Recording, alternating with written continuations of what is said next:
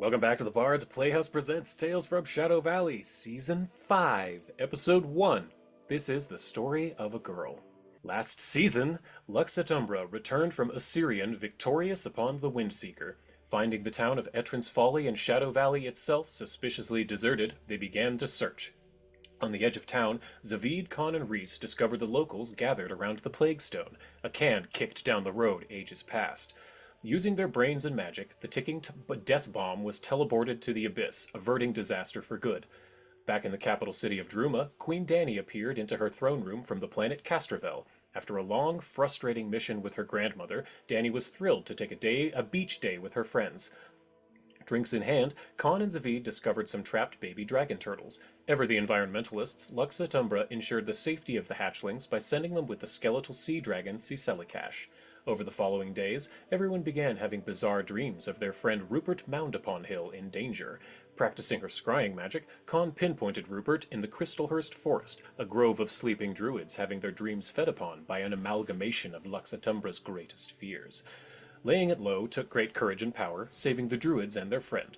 After such an adventure, a cold one was needed, so off our heroes sailed to the town of Fogton. Between drinks, Reese had a cardio-heavy date with Gurkha, Khan acquired the Mark I mole mech, and Zavid raised the long-dead corpse of Gwenestraja the Golden Dragon.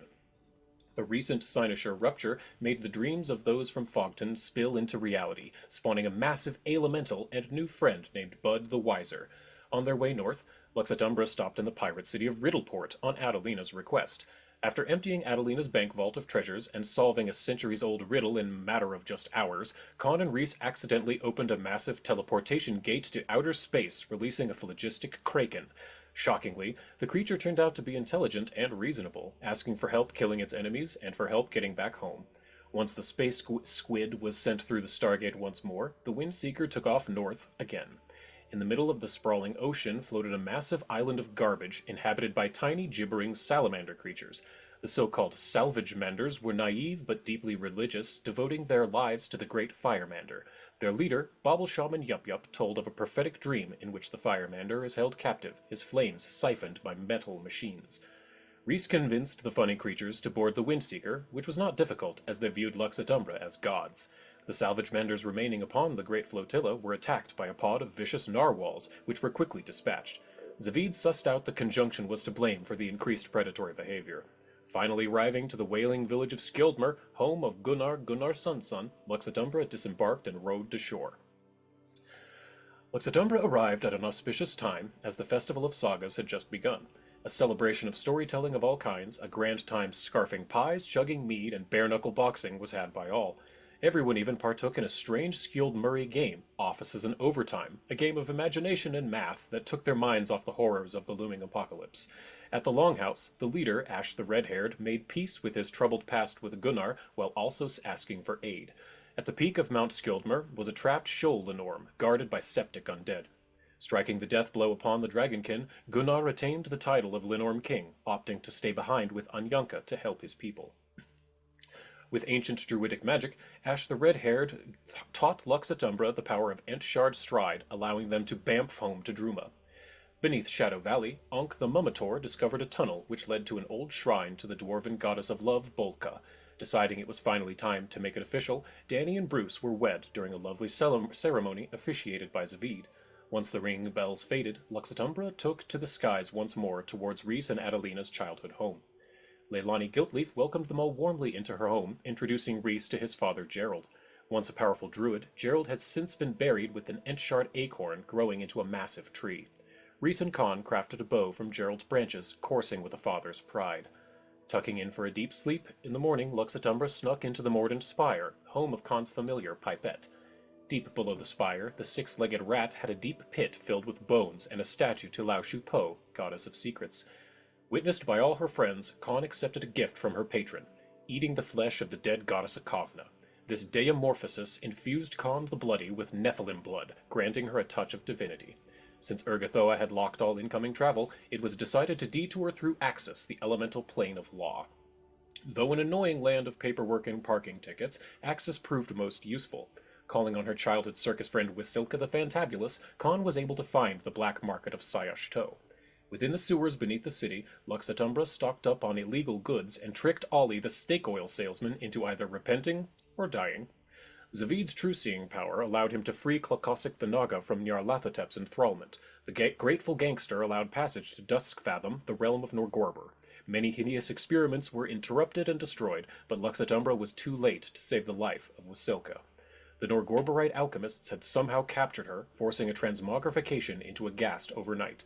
Freeing everyone they could and disrupting what they can, Lux Et Umbra faced and conquered the Stabbing Beast and the Secret Shade, both powerful servants of Norgorber. In exchange for the laugh, Norgorber opened a portal to the River Styx, one step closer to their goal. While sailing the Styx, the souls capsized Lux Et Umbra's boat. Memories from long past came rushing to the fore, yet each felt incorrect. Forced to relive and deal with their trauma brought them all back to consciousness. Finally arriving at the gates of Abaddon, Zavid tricked the massive door into allowing entrance. Before them lay a vast, fetid swamp, so down it they rode. Traveling silently, a young Gripply gave warnings to stick to the waterways leading to his home of Lilypond. Fortunately, the goals of Lilypond aligned well: kill Shax, the demon lord of murder. Sir Hop, Knight of Lilypond, led Lux Et Umbra through the secret routes, where the forces of Urgathoa do not spy. Sneaking up the towering Runeforge, Lux Et Umbra ambushed and slayed Shax, but not before the vampire Flenshepsut drained Dany of her blood, raising her as a vampire. Knowing the mission must continue even in the face of undeath, Lux Et Umbra pressed forward to the Palace of Bloodrot. Ever stealthy, ever persuasive, our heroes wound their way through Urgathoa's castle, killing, freeing, or recruiting everyone they found. Within the home of the Pallid Princess, Pantheon-shaking secrets revealed themselves. Not only was Dany's grandfather Hierophant Caspian Evenheart interred in a mausoleum here, it was meant for the entire Evenheart family. Caspian, his wife Talandia Edasaril, and their two daughters, Danica and Urgathoa Evenheart. After the initial shock of learning the horrible truth of Urgathoa's relation to the Arion line wore off, Lux Et Umbra made their final march to the highest tower. Within the throne room of the goddess of undeath, her shadow Light's Void stood ready with her many allies. The battle was fierce, spells and swords a flurry on the field. As the forces of Urgathoa were tactically slain one by one, the souls of the River Styx flooded the room. The power of their memories shunted Lux Et Umbra into the distant past to the time of the First Conjunction War. Bearing witness to the hiding of Rovagug's prison key within her mother Danica, Dany was given one final chance to say goodbye. As Danica and Talandia walked into the future, the time disparity faded. Light's Void showed its full power, yet was not strong enough to beat Lux Et Umbra and their many, many allies. As Zavid captured the shadow within his staff Memento Mori, a breath was taken. Beyond the throne room, Khan's familiar pipette removed the dimensional lock, allowing travel to and from Abaddon once more. With no hesitation, Dany teleported everyone to their appointment with Asmodeus. The King of Hell was only too happy to make a deal, giving Khan the Eye-Hystere, a god-slaying blade. With everything on the line, can Lux Et Umbra actually kill Urgathoa? Can mere mortals slay a goddess? Find out in Season 5. Welcome back to the Bard's Playhouse Presents Tales from Shadow Valley, Season 5, Episode 2, Who Cried a River and Drowned the Whole Multiverse. Last time, Lux Et Umbra apparated upon a floating rock. Aimlessly drifting amidst the swirling mana eddies, the chaotic maelstrom flowed about them. Having been sent here by Asmodeus himself on a mission of deicide, Zavid requested a pause. Being within the realm of Nethys, god of magic, has cut off contact with other nosier gods, such as Sarenrae or Cabriri. With a serious tone, Zavid explained to his friends that within his staff Memento Mori lie a powerful potential. Being the first mortals in known history to have ever stolen the shadow of a god, an opportunity to ascend has presented itself. If Lux Et Umbra absorbed Light's Void, they could become demigods. Consequences were weighed against possibilities. Could they resurrect Eshtabai, original god of death? Would he come back at full power, or even be an ally at all? Was it already too late for one member of Lux Et Umbra to absorb all of her power? After much deliberation, it was decided and a ritual began. Performing a powerful magic spell, the shadow of Urgathoa was cleaved in twain, cleaved again, down staff drained, and absorbed again.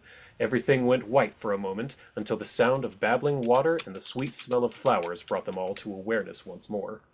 Lux Et Umbra stood within a lovely garden, ringed with small ponds, above which floated golden crests decorated with rare jewels. In the center floated a beautiful creature of pure, flowing magic, space, and time. Introducing itself as the maker of myths, it bade Lux Et Umbra welcome. The entity explained that the great deeds accomplished by our heroes have created a myth upon Galarian. A path lay before them all, demigodhood and control of a domain. Queen Dany was first to choose. Touching the crest of the ascendant Hierophant bathed her in light, revealing ancient secrets of primal magics and granting her the protection domain to her divine profile. Zavid took a moment to consider his options, even weighing how best his comrades Rhys and Khan would benefit from the options he had. But ultimately, Zavid placed his hand upon the ascendant Archmage's crest, absorbing it into himself, along with the power within the Freedom domain. Next to choose was Khan the Bloody, who knew without question what to pick.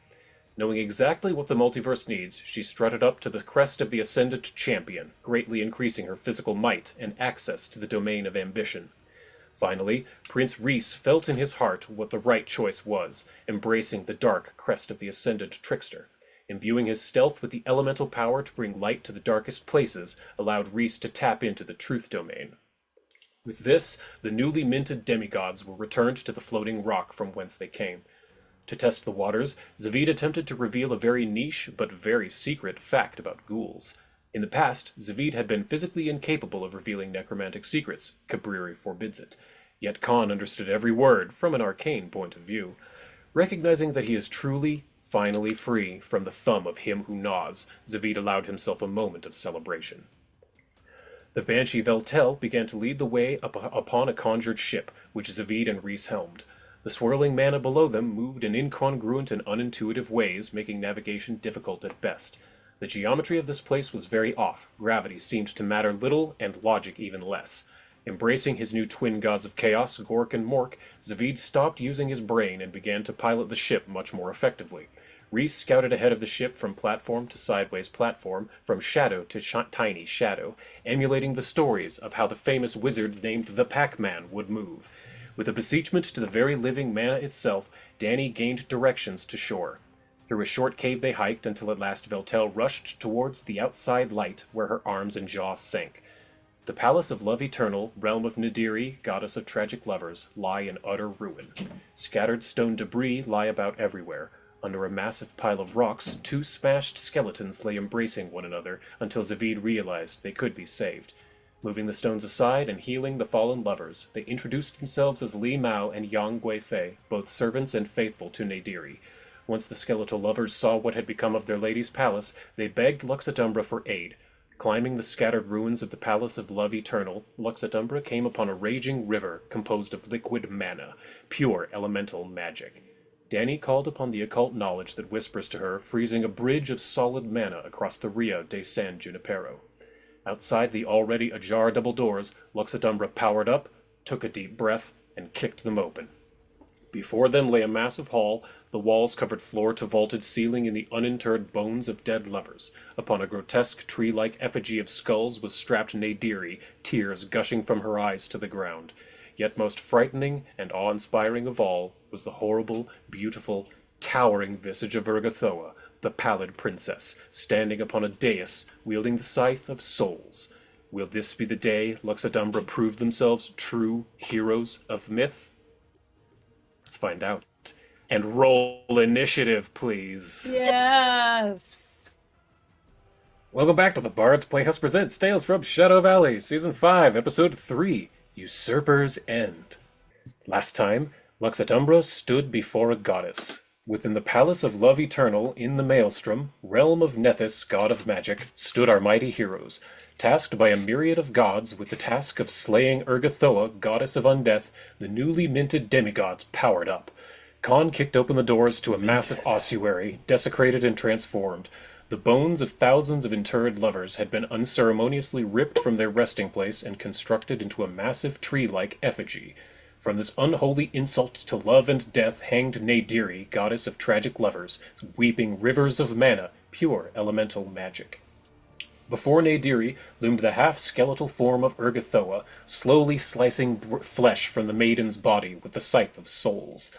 High off her recent ascension to mythic champion, Khan kicked open the doors to the hall, releasing a blast of lightning at the masses of skeletons and ghouls shambling about. Wasilka the Gastastic leapt far into the fray, pulling away the attention of Decima and Morta, Urgathoa's 2 remaining daughters, but taking quite a beating herself. Powerful lich clerics faithful to the Pallid Princess used their unholy divine magics to rejuvenate their undead allies, undoing much of Khan's shocking work. Veltel, ever the hopeless romantic, wept upon seeing her lover Xander no longer in control of his own actions. The ghostly dwarf could only beg to be stopped as his body moved in to attack his true love. Dany inspired her allies in the face of this deific threat, hurling magical bolts from atop the back of her flaming leopard Arwen. Realizing he was within an ossuary filled to the vaulted ceiling with bones, Zavid summoned forth a veritable army of undead squirrels, known as squirrels, to attack the swarming skellies and ghasts. Lost my place. Nadiri begged to have her wounds healed, as she could aid in the battle, but could only scream and weep as her flesh was sliced off in long strips. Taking this time to assess the battlefield, Rhys called upon the orcish wog magic of purple, rushing forward with the stealth of the ascendant trickster. Khan clearly did not appreciate having her damage healed, so she took to wing, driving her new spear of legend into the audacious lich who was to blame. Seeing her minions had not swatted Lux Et Umbra away, Urgathoa ceased her ritual, swinging the Scythe of Souls down at Khan, dealing a searing blow to the Nephilim rat. However, in her single-minded focus, the Pallid Princess was unable to spot Rhys sneaking underfoot. Finding herself surrounded, Wasilka leapt to a nearby pillar, proclaimed her faith in Lux Et Umbra, and proceeded to cast a protective ward upon her childhood friend. In a moment of understanding, both Zavid and Khan realized that Wasilka the Gastastic had witnessed Lux Et Umbra perform a miracle and ascend to demigodhood. The power of her faith had caused the halfling mime to become the first cleric of Lux Et Umbra. During the chaotic din, from the shadows crept a nightmare from traumas past. The magic-bane Bandersnatch had gotten the drop on Zavid, tackling him to the ground and suppressing his divine powers. However, unlike before at Dany's reception when the beast did not attack and merely held Zavid to the ground, this time it took a large bite from the weird boy's shoulder.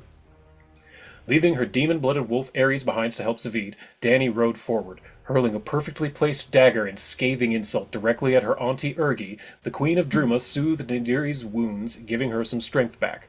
Thankfully for Zavid, Yangwei Fei, one of the skeletal lovers, was nearby and cast some rejuvenating magic into his wounds. Between his tears, Xander was forced to attack his love that had been spoken of in tales, Veltel. Thankfully, his hammer found no purchase, as the Banshee was lithe and elusive. From the ground, beneath the massive paws of the Bandersnatch, Zavid managed to pull out his anti-magic crystal purchased in the black market within the sewers of Syosh-To, and stab it into the foul beast's neck. Momentarily removing its naturally occurring anti-magic field, Zavid saw an opening and magically wrested control of Xander using his powerful necromancy. Though still spellbound, Nadiri's growing strength allowed her to fire tears of pure mana directly at the Pallid Princess. Quiet and invisible, Rhys called upon his newly learned magics, jumped up high to slap Urgathoa's meaty ass. The tricky purple elf used his powers of truth-seeking to steal every secret of undeath known to the goddess. In a flash, Rhys learned 28,000 years of occult secrets Zavid would kill for. For a brief moment, Urgathoa became disoriented, having had her knowledge drained from her mind. In this moment, Khan saw her opening. Wielding the Eye Hysteri... Wait, can I correct you? Yes? Drained from her ass. That's true, drained straight from her ass, not from her memory. You are correct. Straight from the... Memory is stored in the ass. It's memory stored in the ass. The bigger the ass, the better the memory. Yep. Yeah. Oh, God. In this moment, Khan saw her opening. Wielding the Eye Hysteri, spear that committed the first murder, Khan called upon the impossible power within the blade. With a whisper of the true name of the goddess, Urgathoa Evenheart, and releasing the death scream of Ihis, Khan Rizzolo finally achieved her destiny. With a single stroke of the Eye Hysteri, Urgathoa's severed head fell hard to the floor, her body a squelching thud beside it. Unable to believe their eyes, Lux Et Umbra began to celebrate their victory. However, it was short-lived. Urgathoa's voice resonated through the chamber as the bones all began to coalesce around her spiritual essence. Gaze ye at the true face of undeath, and tremble. Welcome back to the Bard's presents Tales from Shadow Valley, Season 5, Episode 4, The Triumphant Return. Last time, Lux Et Umbra stood in astonishment. Khan Rizzolo had actually done it. Wielding Eye Hysteri, weapon of Asmodeus, Khan severed the head of Urgathoa, laying her body low. Unfortunately, deities are not destroyed so easily. The Pallid Princess grew in size, her godlike essence transforming into a colossal ghostly skeleton, filling the entire temple hall. With a furious roar, Urgathoa ripped open tears in the weaves, casting a cataclysm of fire, ice, and lightning from Lux Et Umbra. A shocking little effect. Reese, Con, and Silco used the age-old strategy of dodge, dip, duck, dive, and dodge to avoid injury. However, the building itself was unlucky. Fissures formed in the floors, great cracks opened up on the walls, allowing the mana rapids of the Rio de San Junipero to flood into the chamber. Splashing on Wastilka, the pure liquid magic began to cause the ghastly flame to imitate where she stood. In a flash, David and Con remembered something they had been told by Danny's grand Talandia in the past. During the High Conjunction, wild and chaotic magic known as chaomancy began to happen at random. The sheer amount of mana flooding the room was imitating a conjunction phenomenon has not yet come to pass, a most helpful bit of knowledge. The fluid magics rushed towards Zavid, he feared he might drown, as the magic bang snatched and pinned the floor. Yet fate, would seem, had other plans. The creature's natural anti-magic aura, along the bane of Zavid's existence, formed a protective bubble of breathable air. But that didn't stop it from taking a bite out of the prone necromancer's shoulder. Standing before Nadiri, the lost maiden, Queen Dani laid her hands upon the goddess's wounds, soothing and healing the damage inflicted by Urgathoa's scythe. From out of the mana leapt Ares, Dani's demon-blooded wolf, wrestling the Bandersnatch off of Zavid, freeing him. As the incoming floodwaters rose, Urgathoa swung the Scythe of Souls down only just barely not slicing Con clean in half. As Zavid lay panting on the ground, the skeletal bard Yongwei Fei began magically regenerating his shoulder meat. Climbing upon Rotrop, Zavid flew away from the Bandersnatch straight at Con, blasting her with all of the shadowing healing he could muster. Behind him, the undead squirrels swarmed Bandersnatch in a frenzy of teeth, claws, and squeaks. The goddess Nadiri, her strength returning, managed to sing a disquieting dirge upon Urgathoa, distracting the massive skeleton. Xander and Veltel, the tragic lovers of lore, united to attack Urgathoa's mighty left hand, ripping the spiritual shield apart. Yet the ghostly lovers paid for their assault, being swiped and badly hurt by the hand. Still invisible, and having avoided basically all damage thus far, Reese snuck up and stabbed his gill hook into the scythe-wielding hand of Urgathoa, destroying its spiritual shield. Never missing an opening, Con took the eye hystere and severed the spectral ligaments, amputating the Pallid Princess's right arm at the elbow. As her revenge, Urgathoa magically dominated Arwen, as Zavid had cast Undeath's blessing on her in case she needed healing. As the fire leopard turned her eyes to Veltel, Wasilka leapt on the left hand, sinking her short sword in with a flurry. As Ares wrestled the Bandersnatch, it managed to claw, bite, and destroy many squirrels, yet they were too many. Burrowing into its many wounds, the squirrels ate the magic bane Bandersnatch from the inside, freeing Zavid from this beast of nightmare. As the roiling mana triggered more chaomancy, Saphael, angel and friend of Lux Et Umbra, appeared upon the battlefield to answer a single question. Con asked what would result in the removal of Urgathoa, to which Saphael answered chaos. As Zavid attempted to rip Urgathoa's spirit from her, Nadiri began to sing a haunting note, resonating the Pallid Princess's bones, blasting apart her spirit shield. Not wanting Arwen to get hurt, Reese knocked her out with a judo chop, then proceeded to slice and dice Urgathoa's left hand. On membranous wing, Con flew to the spectral wrist, slicing off the hand to splash into the mana below. Having lost two hands to Con, Urgathoa's eyes flashed, casting the most powerful harm any mortal had ever seen into the Ahsoki. Yet the Nephilim-blooded demigod simply smiled as the smoke cleared. With every bit of healing power she could manage, Dani was finally able to close all of Nadiri's wounds, bringing her to her full deific power. The goddess cast a spell of invulnerability upon Lux Et Umbra, giving them the moment they truly needed. Using the power of Memento Mori and the power of healing bestowed upon him by Gork and Mork, Zavid blasted the phasing form of Urgathoa with such might the goddess began to fall apart. As the bones crashed to the floor, she shrank and her flesh returned. Laying upon the ground, sickle in her chest, Urgathoa Evenheart gurgled her final words. Even in death, her envy of her sister never waned. Dani unceremoniously took the sickle her grandmother had gifted Urgathoa as a child. Knowing there must always be a ruler of the undead, Zavid hatched a plan. Dani, the vampire, drank of Urgathoa's blood. Con, who has feasted on godflesh in the past, ate of Urgathoa's flesh. Reese, whose mind held all knowledge of undead, snorted of Urgathoa's bone powder, and Zavid, Umbromancer, absorbed Urgathoa's spirit. Taking not only her domain, her power, but also her essence, Lux Et Umbra have become the wardens to undeath, each controlling an aspect: blood, flesh, bone, and spirit. The goddess of undeath is dead, and it is only a matter of time until the rest of the multiverse learns of this, and the power vacuum that will inevitably follow. Welcome back to the Bard's Playhouse Presents Tales from Shadow Valley, Season 5, Episode 5, Dawnflower's Mercy. Last time, Lux Et Umbra sat down to tea. Having been plane shifted from the Maelstrom back to the back of the Windseeker, everyone needed a moment to breathe and collect their thoughts. Reese's sister Adelina had a barrage of questions, but found only confusion and shock in the answers. Within a bubble of silence, everything was laid bare.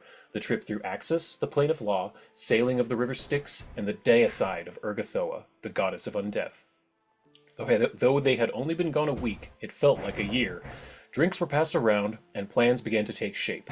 Zavid laid maps upon the captain's table, beckoning his compatriots to join him. One advantage Lux Et Umbra enjoys is the knowledge of where the rough beast sleeps. The Pit of Gormuz, a vast scar upon the desert sands on the western edge of the Kelesh Empire, is where Sarenrae herself cast down the Devourer 28,000 years ago. Within the Dead Vault, forged by Torag and Abadar, warded by Pharasma, and locked by Asmodeus, Rovagug has laid dormant but not powerless. As Zavid weighed the finer pros and cons of Ziggurats versus Wizards Towers, Reese had a realization. Within the deserts, near the Pit of Gormuz, lie the ruins of Nin Shabur.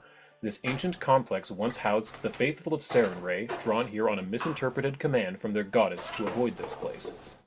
It is now a desolate wasteland, overseen by the ghosts of the past and the sands of time. This place is avoided, as any would-be invaders are deterred by the wandering spawns of Rovagug, terrifying creatures birthed from fissures in the ground. Yet Lux Et Umbra is particularly prepared for such a challenge. A list of allies was drawn up, in particular to see who could help build a citadel fortress and in this far-off land. A forward base of operations from which to launch the final assault upon the forces of the dread Cabal when the conjunction reaches its zenith. A uniting force will be needed to give an air of legitimacy to this call to action, and the crown of Druma shall be that guiding light. When the time is right, the call will be sent out to all the world to gather for the final confrontation. But until then, a crack team of specialists will be sent out, consisting of Frag and his Crooked Toes goblins, the ex-members of the Cogito Machinus, the cult of machine worshippers, and the blades at the command of Demirius Altherona, Sarenrae's grief. Sending these trusted teams into the realm of the enemy is risky, but could pay dividends in the end. The realities of becoming the four aspects of undeath began to trickle in. Prayers, first muffled and distant, tickle the ears of Lux Et Umbra in a garbled mess of sound and emotion. As of yet, none have discovered the truth of Urgathoa's death, and the longer this stays true, the better. Yet, eventually, it is inevitable that some will notice the small changes in the world. Behaviors of mindless thralls will shift, drifting from their pre-assigned programming. Prayers from the Pallid Princess's faithful will perhaps no longer be answered. This time of plains-wide ignorance is a weapon and a shield for Lux Et Umbra. If they are to rally their allies, they must do so quickly and quietly before the great ticking clock in the sky finally reaches zero. Welcome back to the Bard's Playhouse Presents Tales from Shadow Valley, Season 5, Episode 6, Pride Cometh Before the Fall. Last time, Lux Et Umbra arrived home to Druma from their long adventure in Abaddon. Upon waking in the morning, Reese learned the hard way that a new planet had come into alignment. Only able to speak the wet, squelching language of Abyssal, Reese was taken aback. Khan, having recently learned to view all magic from the point of view of the arcane, realized that Eox the Dead has aligned. A dead world of craters and rock, Eox affects occult magics, trading in casters' sanity for power. Once breakfast had been eaten, Bruce and Magdalene Mithralarm arrived, bearing good news. Khan's top-secret project M0L3 has been coming along swimmingly. In a recently renovated construction bay, the metallic mole rat loomed proud and strong. Giddy as a child in a toy store, Khan eagerly rushed inside to assess the progress on her magnum opus. Medbay, repair shop, personal quarters, all to her exacting specifications. A massive chassis for Shax's extinction core stands ready to accept its nuclear-powered source, stolen from the Rune Forge. Only one major hurdle remained. While the mole rat will be piloted by Khan, the computer systems require a consciousness. The consciousness of an intelligent creature with an instinct for digging. Thankfully, Lux Et Umbra knew just the gopher. Zavid sent a magical message to Rupert Mound Upon Hill of the Phasing Moon Circle of Druids, a longtime friend to Lux Et Umbra. The awakened gopher was only too delighted to assist in saving Galarian and was off like a shot. Within only a few short hours, Rupert was hooked up via electrode to the main frame of the mole rat, though missing several patches of fur. Zavid and Reese played Dig Dug together on the cockpit computer as Khan ran diagnostics on the hardware during the upload of Rupert's mind. With a chiming ding, the painless process was complete. Rupert said his farewells and traveled home once more, but the fun had only just begun. Khan woke up the mech's artificial intelligence for the first time, giving it the name Mouse and setting its voice to suave. As the mole apparatus operating system ran its initial startup sequence, Lord Sayora Maris entered the mech with news for Zavid. His requisition for information on any found sunken ships in Lake Carthan had borne fruit. The medical frigate called the HMS Dawnflower's Mercy had gone down 75 years ago in the war against Tar Bafan, the Whispering Tyrant. Knowing he needed bodies to raise as a crew for the Windseeker, Zavid grabbed Reese and Khan and was off like a shot. To aid in raising the sunken vessel, Zavid summoned Siselikash, the skeletal sea serpent, who replaced the water in the ship with air. Once inside, it soon became clear that these sailors died painlessly without a struggle in a massive wave of psychic energy.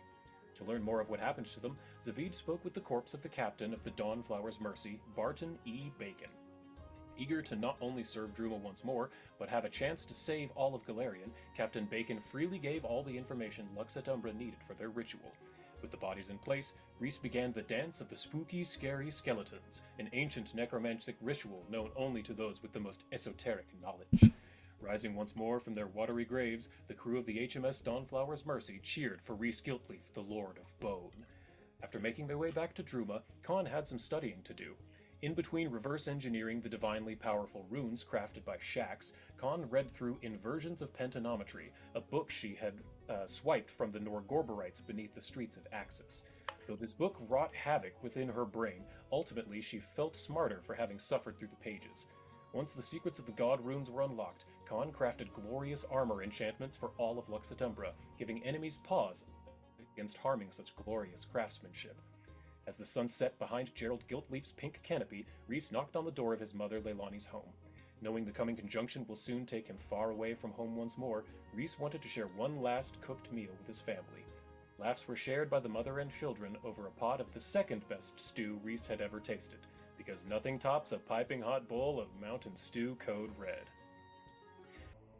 Welcome back to the Bard's Playhouse presents Tales from Shadow Valley, Season 5, Episode 7, Bangwood Keep. Last time, Lux Et Umbra studied and prepared. Knowing that they are slowly becoming more godlike and are in need of key divine advisors, Zavid informed them that they all need to choose a herald, one trusted undead, to take on the responsibility of being the voice of a deity. Zavid chose his former enemy turned flesh golem friend, Liliana Thriceborn. Outfitting her with a piece of Corvosan history, a suit of Grey Maiden plate armor caused Liliana's subconscious to manifest a powerful weapon. A flail larger than a halfling's body with a chain thicker than a man's arm, the Exer Fist displays the might of not only Liliana's arm, but also her station. Reese's herald was never in question. A trusted undead made of bones, only one game in town. The town of Skildmer, that is. It didn't take much convincing for Anyanka Jenkins to gleefully accept. As the Lord of Bones and the Gelatin Witch made the decision official with a hug, Anyanka's hat frayed to yarn, the weave reforming it into the frigid, peaked hat of the Rime Tempest, coated in jagged frost.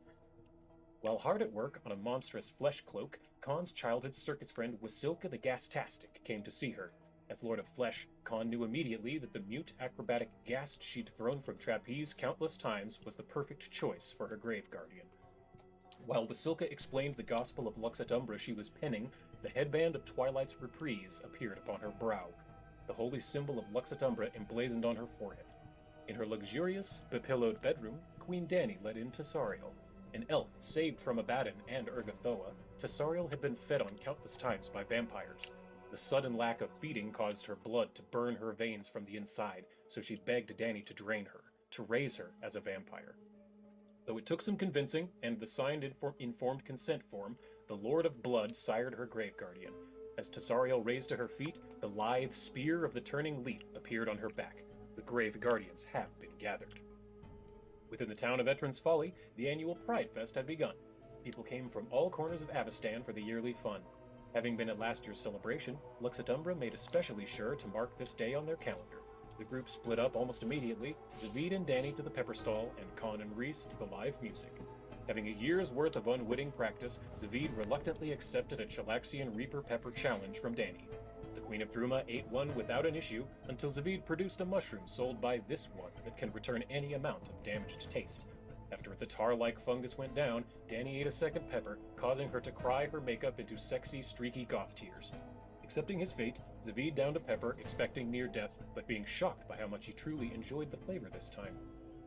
Con and Reese put on a fanciful spar while Blanc and the Fae-Fighters played battle music for them and the cheering crowd.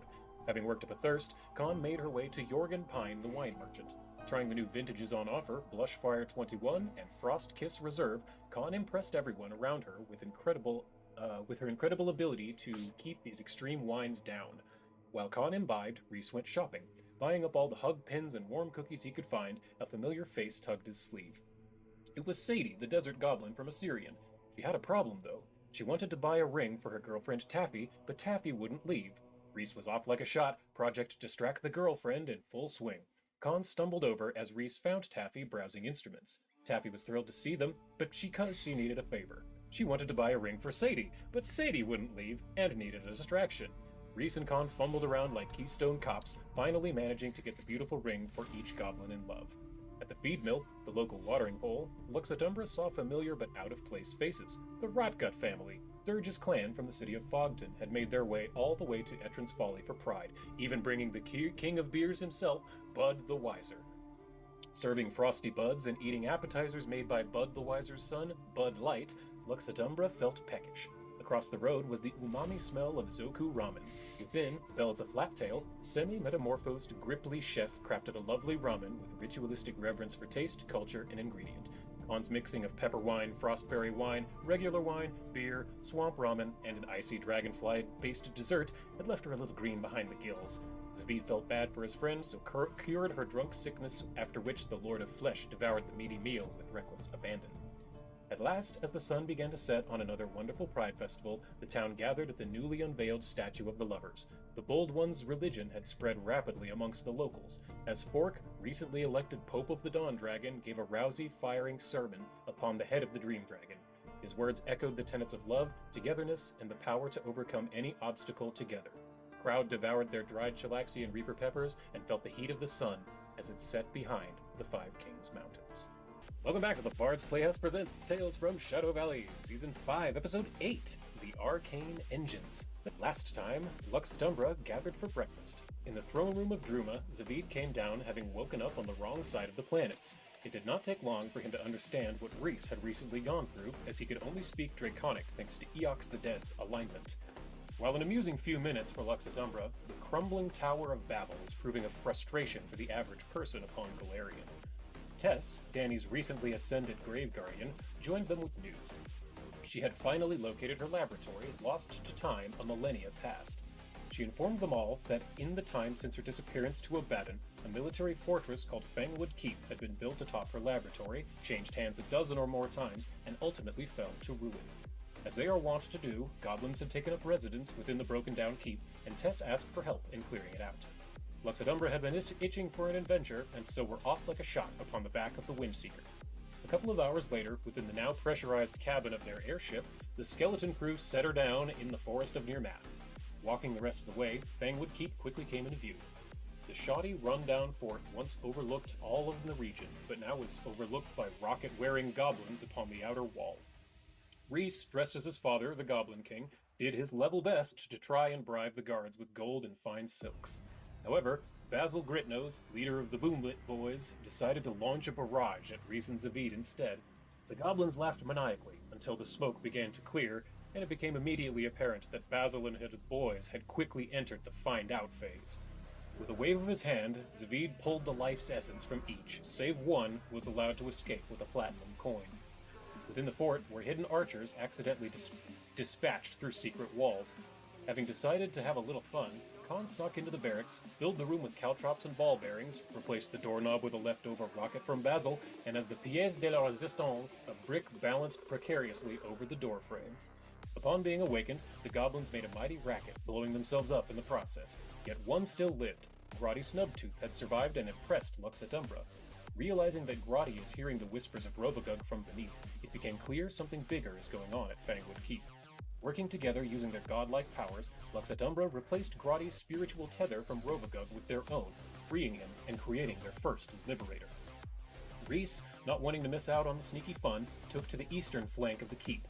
Stealthing and judo-chopping his way through the goblins, Reese freed 2 elf children.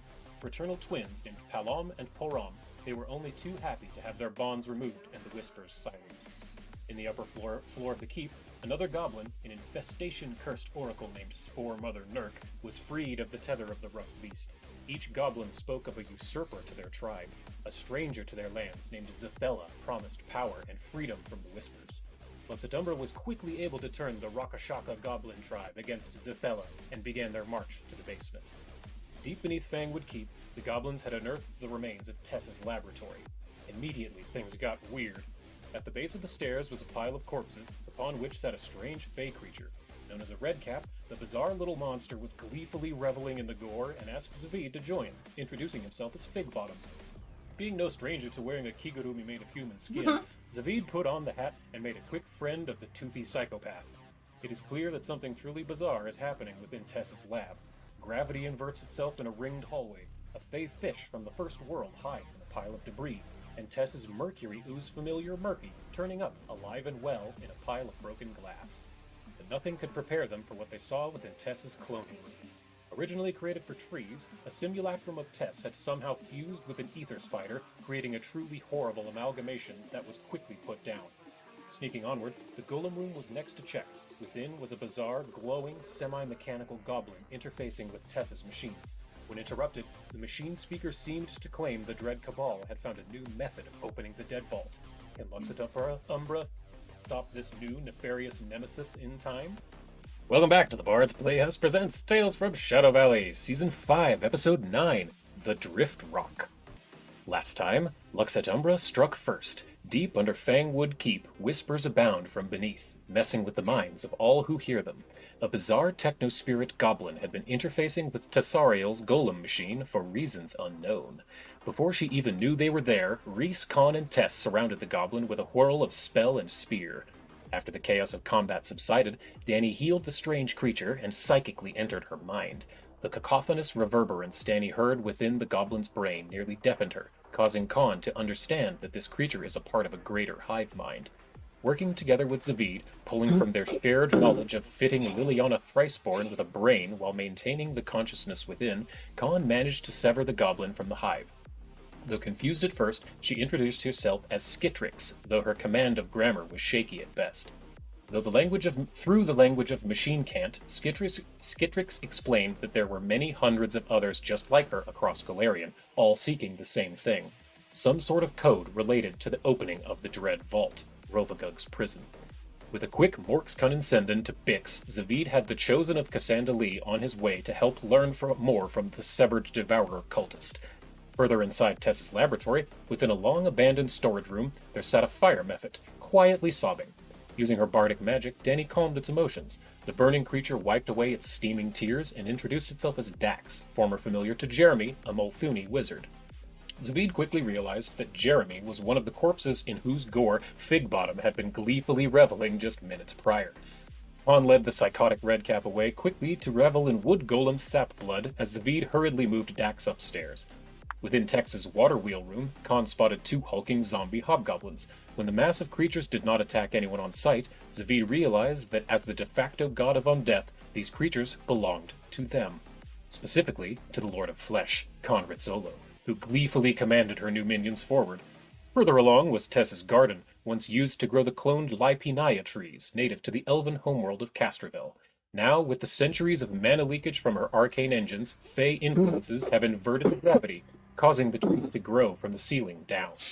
As Danny attempted to commune with the trees, a truly regal creature emerged from the foliage. Howl of Thorns and Rain, king of the Barrowhounds, revealed himself and told Lux Et Umbra what he could. Not knowing how to return to the first world, the Barrowhound monarch asked for a ride home in exchange for letting Danny pet his finely braided fur. Beyond the final door stood a mossy thorn-covered goblin woman, hard at work on Tess's greatest machine, surrounded by yet more Zobgoblins. Zavid triggered his trap. Figbottom hid within the empty torso hole of Ribcage the Zobgoblin, unleashing the full fury of his twisted scythe against the prophet of the Velvet Maw. As her bones momentarily became a liquid, Zathella screamed out in pain, while the rest of Lux Et Umbra dogpiled her. Zathella scarcely had a moment to blink, let alone fight back, against the storm of battle axes and scythes swung her way. As she lay bleeding upon the fey plant-covered floor, Zathella explained the arcane engine contained the coordinates to the Drift Rock, an asteroid within the Diaspora. The Cult of the Devourer believes the Drift Rock contains a method for opening the Dread Vault, releasing Rovagug the Rough Beast once and for all. Having served her usefulness, Zavid unceremoniously slit Zathella's throat and threw her lifeless body to Figbottom as a souvenir from the material plane.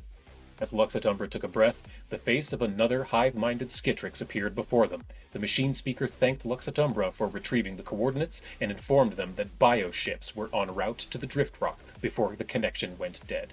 Yet not all hope was lost, for Khan recognized that the gadget Tess removed from the arcane engine perfectly resembled the massive ring of Riddleport, known only to Lux Et Umbra as the single known remaining Stargate upon Galarian. The next move is clear. Lux Et Umbra must escape to the one place that hasn't been corrupted by the Dread Cabal. Space! Welcome back to the Bard's Playhouse Presents Tales from Shadow Valley, Season 5, Episode 10, Fragments of Dawn's Undoing.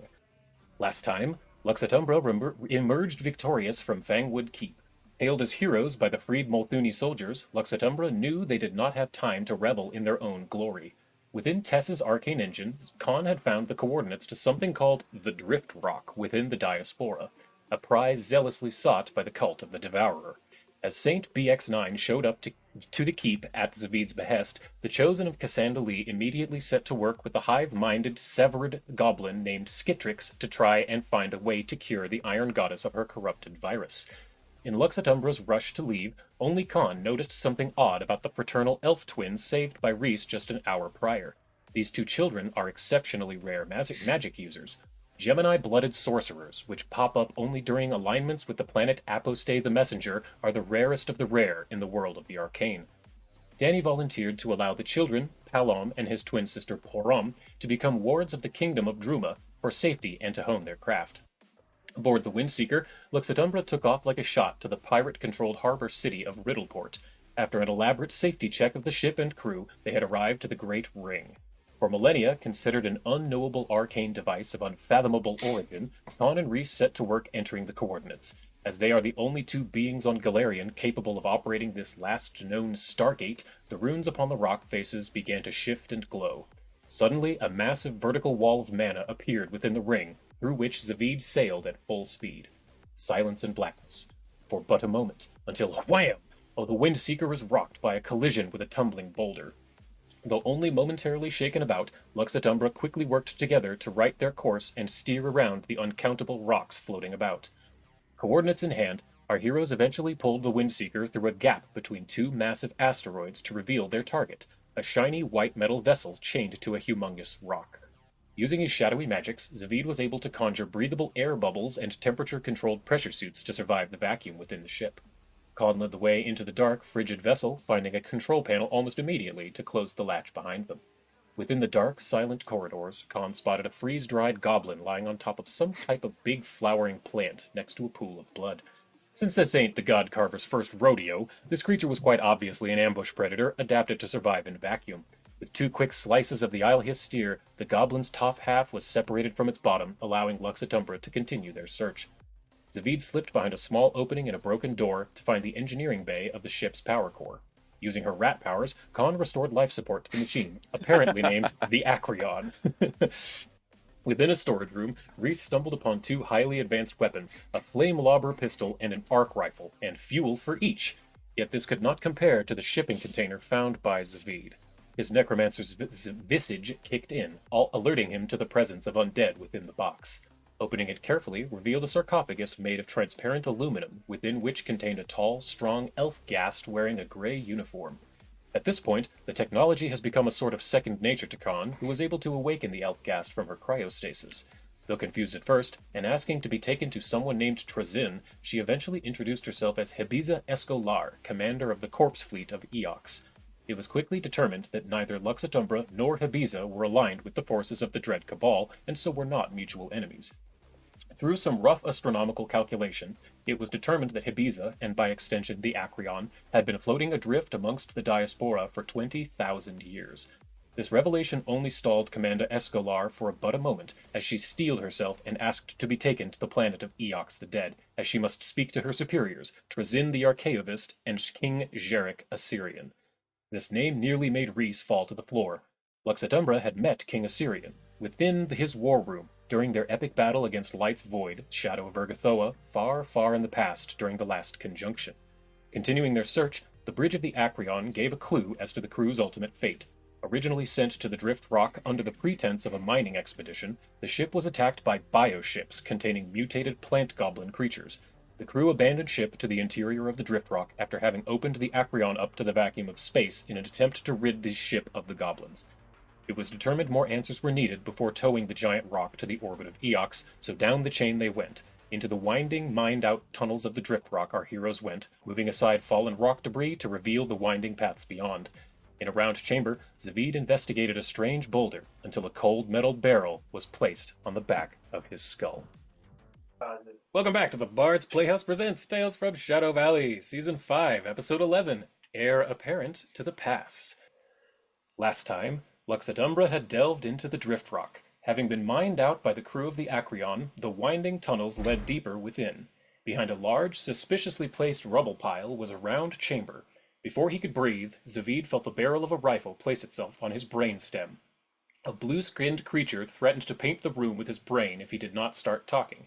Calm as ever, the Umbramancer introduced Lux Et Umbra. The stranger was paranoid, but once it was clear neither was aligned with the cult of the Devourer, she lowered her gun and introduced herself as Clara 247. Using the power of her phylactotech, Khan was able to transfer knowledge to Clara, and understanding along with an easy alliance was found. Clara 247, it turned out, was a techno-daughter of Saint BX9, Bix, who provided the substrate for her processor core. Bix had sent Clara to the Drift Rock as a secret splinter mission. She left the Horizon's Pursuit, the ship in which Cassandalee's AI attained apotheosis shortly thereafter, and piloted the Drift Rock until it became derelict in the diaspora. Walking and talking further down the tunnels, a dead elven astronaut was found floating aimlessly. It was quickly determined they had died of vacuum exposure and not the parasitic mutant flowers which killed the goblins aboard the Acreon. Taking the still functional vac suit with them, Clara 247 warned the group of wandering undead in the chambers ahead. After a short scoff, the aspect of flesh stepped forward with a swagger to her hips. The jawless gastronaut stood staring for but a moment until fear overtook it. Conrad Solo offered a velvet hand, a drastic change to Urgathoa's iron fist. Using the jawbone of the dead elf along with some spare parts in her pack, Khan designed a working techno-jaw for the Ghast, who introduced himself as Fafir. Fafir and his compatriots Belas and Voron bowed to their lord and pointed where the captain was. Wandering about an empty chamber was the ghost of an elven woman in a broken vac suit. Zavid calmed the spirit by promising to aid her in completing her mission. Captain Moriko Nash, finally seeing rest on the horizon for her, quickly agreed to help. The mined-out rock tunnels had given way to ceramic metallic alloyed walls and a technologically locked door. Rhys managed to shimmy it open using the old heave-ho, entered an artificially lit hallway, and discovered a limping, sparking droid. Putting their heads together, Khan and Rhys managed to quickly repair the little guy, who proceeded to go about his pre-programmed patrol once more. The hallway turned to reveal a control room with several large displays on the walls. Rhys, using his mythic language learning abilities, managed to decode the computer systems and learned more. The Drift Rock is only a small part of a much larger complex. Terms such as backup power transmission and auxiliary fire control hinted to Rhys that it may be some sort of space-based superweapon. Needing to learn more, Lux Et Umbra moved on. Behind a double door was a massive chamber in which sat a shiny spaceship. The Sunrise Maiden, still in perfect working condition due to its thorium-powered core and being stored inside the Drift Rock, was quickly powered up. Commander Hebiza input the coordinates to Eox the Dead, Fafir took hold of the controls, and Captain Nash gave the order to leave this god's forsaken rock. Hauling the drift rock behind them, Lux et Umbra made their way to the orbit of Eox. Little was known of what they might find. All they had were two names, Trazyn the Archaeavist and King Jarek Osirian. Arriving above the scoured, gray, desolate planet, the mountain range known as the Fringe came into view. Setting the ship down outside the only visible building, Zavid knocked on the front door. Commander Habiza gained entrance and was greeted by Trazyn, a man made of metal and sparking electricity. Trazyn, as curator of the Solemnance Gallery, showed Lux et Umbra around the massive museum. After having their fill of viewing unimaginably rare artifacts from Galarian, Zavid asked some questions of their host. Trazyn revealed that he, along with the rest of his kind, fled Galarian in ages past. However, due to the already harsh environment of Eox, coupled with a nearly planet-destroying cataclysm collapsing the thin atmosphere, a desperate deal was made.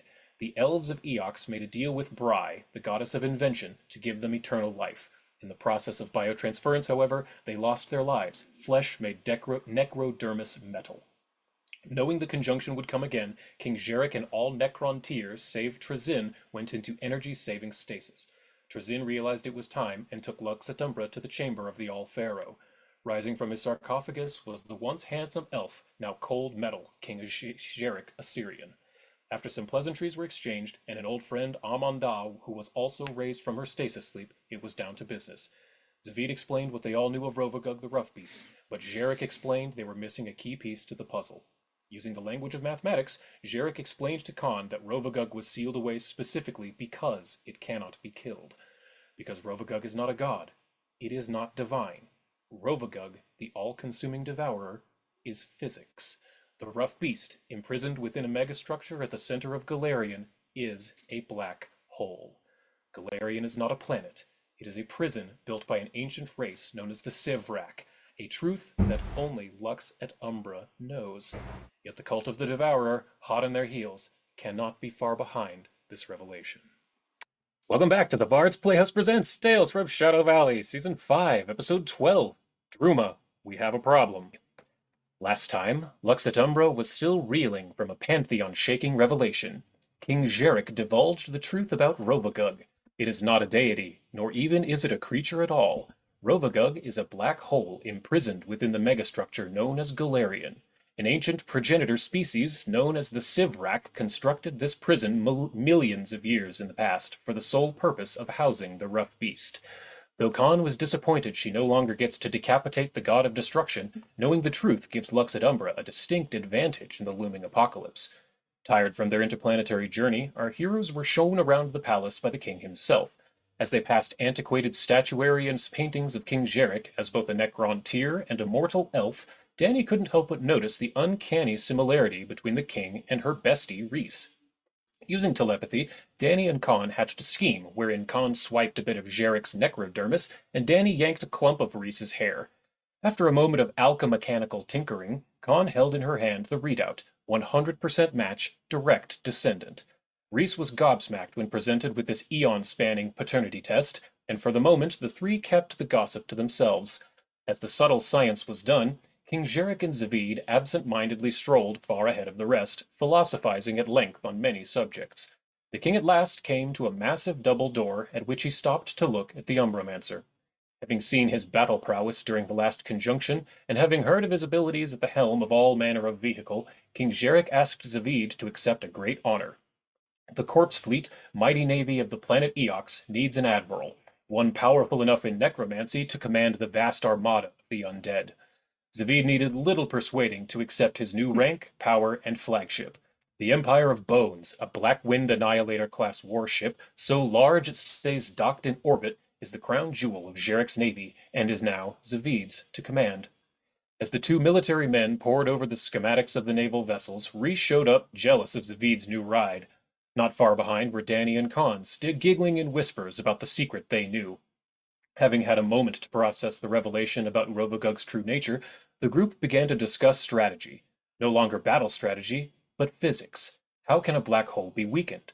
Many ideas were bounced back and forth until Khan remembered a lecture she had attended in a massive, empty hall. No scientist within 3,000 miles could understand what the crazy gnome named Albert de Fiddlefaddle was babbling about. None save Khan. Applying what she remembered to what she had learned from King Jarek, sketches of a plan came to bear. If Rovagug can be starved of mana and made to experience vast amounts of time relative to its prison, it could potentially be evaporated out of existence. Though a planet-scale task, it's the best plan Lux Et Umbra has for now. Needing a break from all the math talk, everyone found a bed for the night. Waking up the next day, all felt weak, drained. Khan especially knew that her magic was being pulled from her, all the way from Galarian Center by Rovagug. Not only did everyone command less mana than before, but Khan's focus shifted drastically. Normally, when affected by the planets, Khan becomes single-minded, laser-focused, and fixated to a fault on magic and math. Yet here on Eox the Dead, her mind wandered from topic to topic, interest to interest, task to task. Though not wholly unpleasant, it was different, to say the least. Dany, having spent a century wandering her castle, took a stroll through Jarek's Solemnance Gallery. Knowing all the little tricks and hidden places royals tend to use, she found an ancient diary kept by the king. It spoke of her aunt Urgathoa, then a mortal elf, becoming darker and obsessed with a splinter sect of the Sarenrae Church. Talk of temptations and desperation that in hindsight were obvious signs of her inevitable downfall. Rhys finally found a moment to pull aside King Jarek to reveal the discovery of their hereditary link. Jarek was happy and only too quick to ask for great to the 94th power grandchildren. During the happy reunion, Zavid received a warning from Pembroke Wessel. Bioships are hot on their trail. Lux Et Umbra loaded up the Sunrise Maiden with supplies and were off like a shot to the planet of Castrovel. The Stellar Degenerator, a superweapon built millions of years ago by the Sivrak, is hidden within a demiplane only findable from the Temple of the 12 upon the Green Planet. As stealthy as they could approach, Lux Et Umbra hid within the moon's shadow until a cold, calm woman's voice began to rise in their ears. Vale's power is not shared, immediately followed by the violent shaking of the ship. Captain Nash came on the radio as alarms blared, stating she had lost navigation systems. The helm wrenched Zavid from the captain's chair as the ship began to list to its side and quickly fall from orbit. Welcome back to the Bard's Playhouse Presents Tales from Shadow Valley. This is Season 5, Episode 13, What Watches in Stillness. Let's bring in our wonderful cast. We have Khan as Eldritch as Khan, the God Carver, Ritzolo. Always great to be here. After a bit of a break, I gotta say. It's been like 5 weeks off, yeah. Shane as Fleet Admiral Zavid. Hey. Elliot as Rhys Guiltleaf, the Secret Scourge. I've got retro sours, and they're very tasty. Oh, well, I blurred that out. And Ash as Hierophant, Danny Ariot. Happy first day of fall, y'all. Ooh, yes, Hell yeah. happy fall indeed. As always, I'm Lumpy Bronarm and will be your DM for today. Last time, Lux Et Umbra loomed high over the planet of Castrovel. Aboard the Sunrise Maiden, a starship from days long... Uh-oh. Oh no.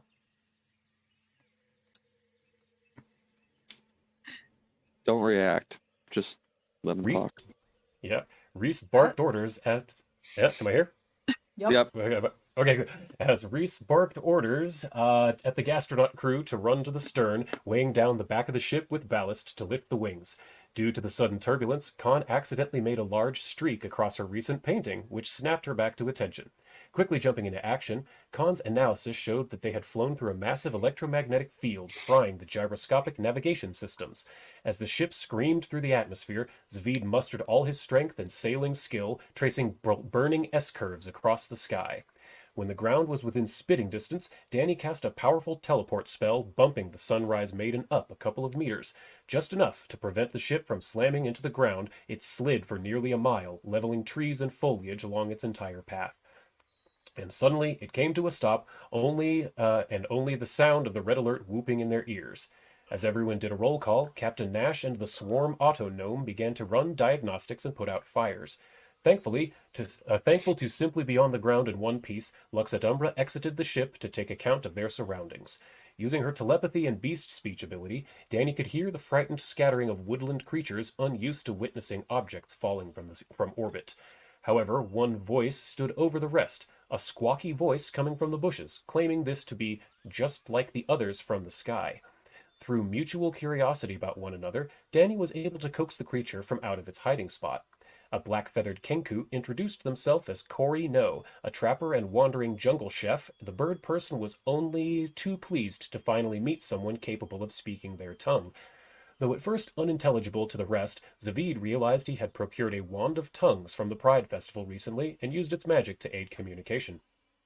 Corino revealed that Lux Et Umbra was not the first fireball to fall from the sky. Another, made of flesh, had landed to the east 2 days prior.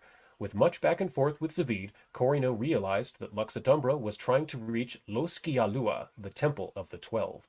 Unfortunately, the Nyarlathotepan bioship had made landfall much closer to the temple, and were thus at an advantage. Realizing they would need a local guide to survive the magic-stealing jungles of Castrovel, Corino agreed to accompany Lux Et Umbra to the temple. Further on they trekked into the thick green canopy. After a few hours, the trees opened into a wide clearing.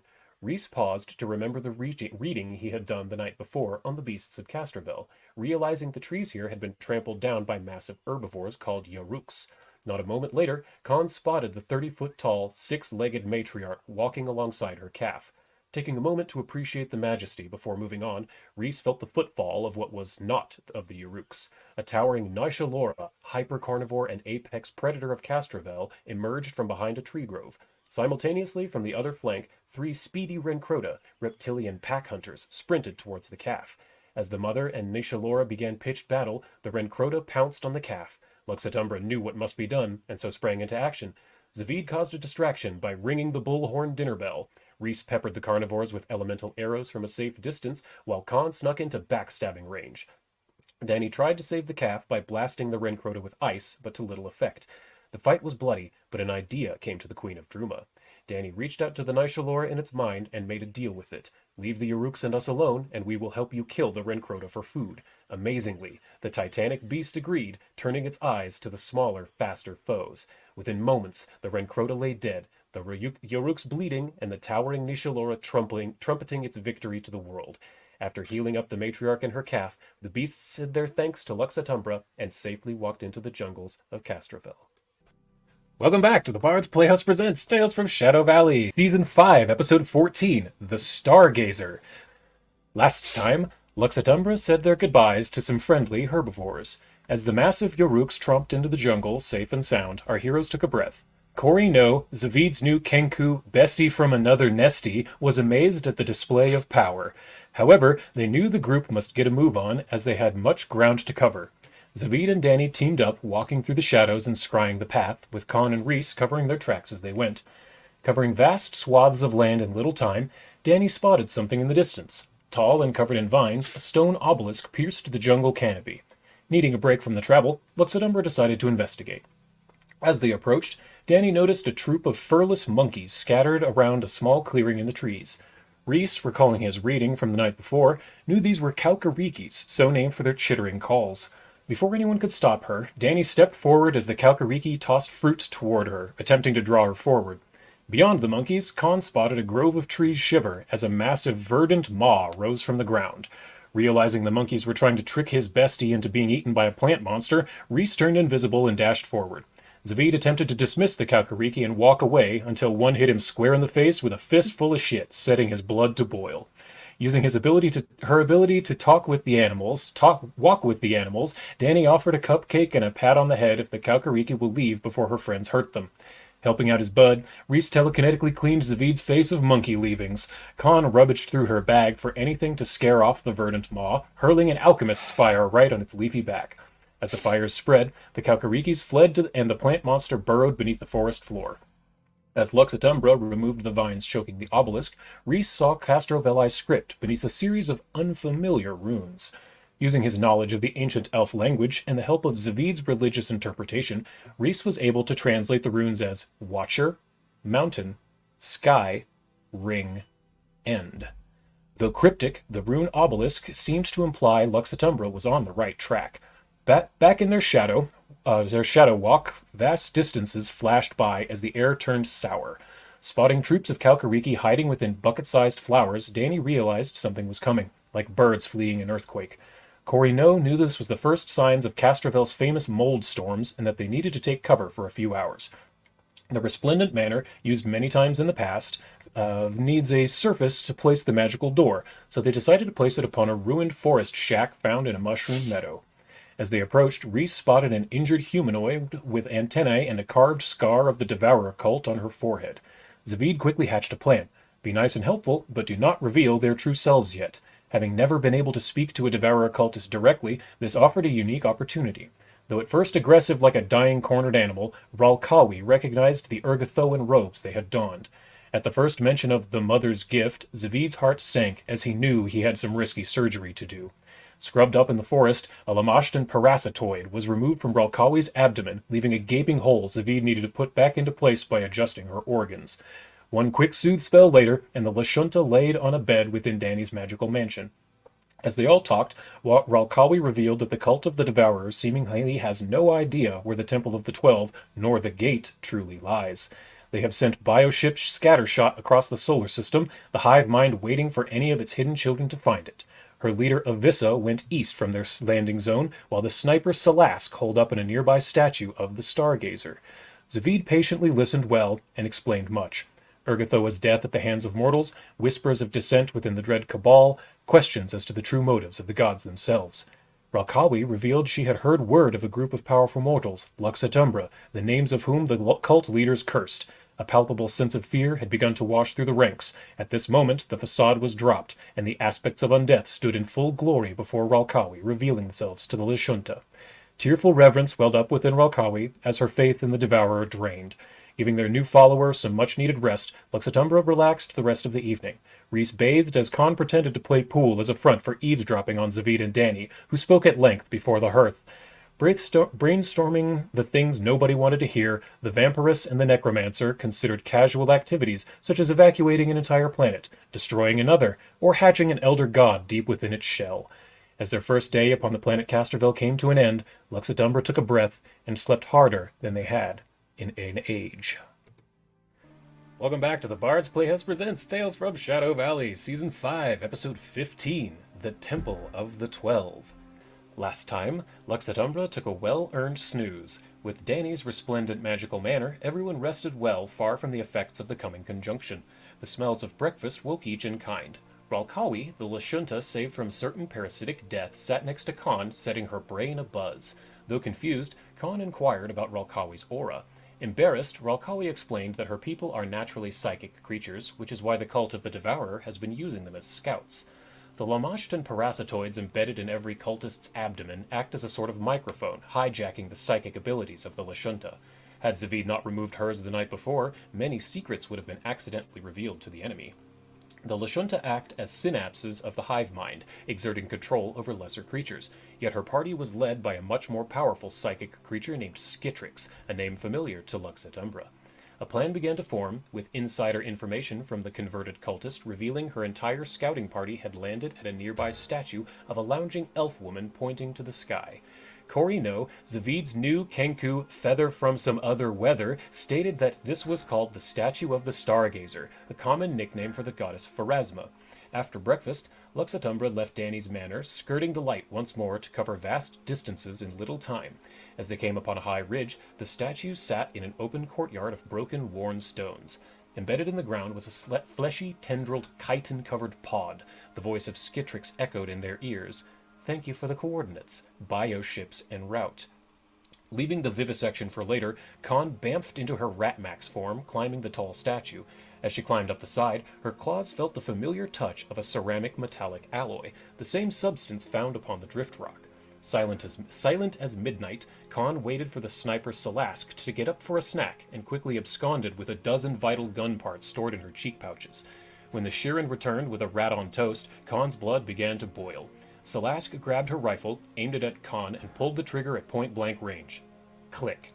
In an instant, Khan teleported behind Salask, magically slashing the back of her head, sending her careening from the sniper's nest. Seeing the body land hard on the broken, cobbled courtyard, Zavid quickly scurried over, absorbed Salask's shadow within his staff memento mori, and hid her body within his own shadow, to dispose of discreetly. Thankfully, none of Salask's underlings had heard the commotion, giving Lux Et Umbra the chance they needed to all climb stealthily into the statue's head, dispatching them all in one swift go. On the floor, Rhys had found a large carved constellation of 12 stars forming a ring, each having their own orbiting planet about them. Strangely, the marking around the constellation implied it to be located where the pole star is in the night sky, a curious artistic choice. Within SPAAACE's personal effects was a bizarre lens made of the same ceramic metallic substance. As Zavid climbed the stargazer's arm to its peak, Khan followed close behind. Holding the lens up to her eye, the pole star began to glow with a faint blue ring around it. In a moment of scientific revelation, it became clear that this artifact can detect high-energy gamma radiation. For what purpose, though, remained hidden. As they further explored the statue, Danny discovered a carved marble fresco. The more it was investigated, the stranger it became. 3 distinct panels sat side by side, the first showing the apotheosis of Eridan, god of prophecy, the second, his death, and the sundering of future sight. Both had wildly accurate stardates about them. Zavid had the shocking realization that this must be the final true prophecy from the previous age. However, nothing could have prepared them for the third panel. A rat, a cat, a Shelonite elf, and a Pharasman elf danced merrily. The cat's eyes bore the holy symbol of Lux Et Umbra. The stardate above their head read 42 days from today. The conjunction. Answers given, yet more questions arise. Is this prophecy guaranteed to come to pass? Why is Pharasma depicted if necromancy is her anathema? What is happening to the pole star? All questions that must wait, for none of this information can fall into the enemy's hands. As the party exited the statue, Khan set up explosive charges and cast a magical shield about it. The resulting explosion did not shake the jungle, but left a massive ancient statue, a smoldering pile of rubble. Welcome back to the Bard's Playhouse presents Tales from Shadow Valley, Season 5, Episode 16, Watcher, Sky, Mountain, Ring, End. Last time, Lux Et Umbra left the Stargazer statue a smoldering ruin. Within Zavid's Shadow Walk, vast distances were traversed in but a moment. Corino, being a native of the Castrovellian jungles, navigated to the base of a cliffside. Reese and Zavid took a good look around, and seeing no cultists, sent Khan forward to take the lead. A carved stairway slalomed back and forth up and then into the mountain. As a cleric of Cabriri, him who gnaws, Zavid heard the familiar sound of flesh being devoured. Khan recognized the source as a massive mountain eel, a carnivore endemic to these lands. Putting their heads together to determine the creature's most hated smell and sound, Lux Et Umbra spritzed themselves with peppermint oil and imitated a hungry male mountain eel, then simply congolined past. Not wanting to waste its meal, the juvenile predator absconded with what remained of its meal, leaving behind only a torn robe scrap emblazoned with the symbol of Nyarlathotep. Atop the stairs, Zavid sensed an undead around a turn. Embracing the opportunity to be a mentor to his fellow aspects of undeath, Zavid stopped and had them take a moment to focus. Reese and Khan were able to sense the uneasy feeling of being watched by something not alive, but Danny was too distracted by the cute mountain eel to notice it. Knowing it to be a raised corpse from his finely tuned understanding of necromancy, Zavid sent Khan, aspect of flesh, forward. An undead elf in fine leather armor stood vigil before a tall double door. Raising his long spear to Khan, the elf demanded her name. With a chuckle, Khan informed him it was he who needed to offer his name, which he forcefully did. Peneliar, Sunspear of the Inscrutable, explained he is the guardian of the Temple of the 12, left behind when his people left Castrovel. After a bit of back and forth, it quickly became clear that Avissa, Skitrix, and the rest of Ralkawi's former cultist allies had already arrived. Peneliar explained their leader had been controlling him with her psychic powers, and he would be forced to attack if Lux Et Umbra attempted to enter the temple. Knowing what they needed to do, the demigods stepped forward. Placing their hands upon Peneliar, their full deific power surged through the undead elf for but a moment, breaking the psychic control. Thankful, Peneliar inserted his spear into the door's only opening, unlocking the Temple of the 12. Within the foyer of the beautiful ancient house of elven worship, vast carvings of constellations decorated the walls and floor. Having the temple's guardian at hand proved most helpful, as one of these constellations also acted as a puzzle to avoid a spinning blade trap beneath their feet. Seeing some pitons sticking out of the floor, Khan realized an unlucky cultist activated the trap, was bisected at the waist, and had their body unceremoniously dumped down the stairs as food for the mountain eels. Further within, upon a mountain of papers and books, an odd humanoid with 4 arms sat scribbling drawings. Though startled at first, the Kasatha introduced herself as Dr. Olmehia Wehir, professor of archaeolinguistics at the University of Geb back on Galarian. Zavid, still disguised as an Urgathoan cleric, convinced Dr. Wehir to take a break outside and to ignore any sound she hears. Quickly gathering her work, the linguist made her exit. In the next hallway stood 2 Lashunta cultists standing next to 4 wooden barrels. Realizing these were explosives, a silent plan was violently sprung. While Kawi suppressed the Mook's psychic connection, Danny cast silence upon them as Korino hurled his net.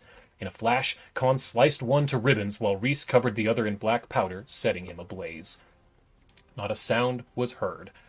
Ruined study rooms lay behind, mostly filled with detritus, but Zavid discovered an odd cylinder. Khan immediately recognized the material as the same ceramic metallic alloy she has been finding everywhere recently, on the Drift Rock, the statue of the Stargazer, and now the Temple of the 12. Using her claws to open it, an odd transparent screen was unfurled, showing bizarre lines, dots, and curves along its surface. Zavid determined it had no navigational purpose and did not represent any actual stars or constellations in the night sky. But Reese was able to translate a couple of runes. Having seen several by this point, it was getting easier. Amethyst, hum, harmonize. At that, Danny realized the odd lines and dots were sheet music, complete with chord, key progression, melody, harmony, and percussion. Humming a few bars, the screen lit up, pointing directly overhead. Peniliar explained there is a spiral staircase within the inner sanctum leading to the prayer room above. Knowing a fight awaits them, Lux Et Umbra kicked open the door to ensure the cult of the Devourer cannot learn the secrets and prophecies long held within the Temple of the 12. Viewer discretion is advised. But totally awesome.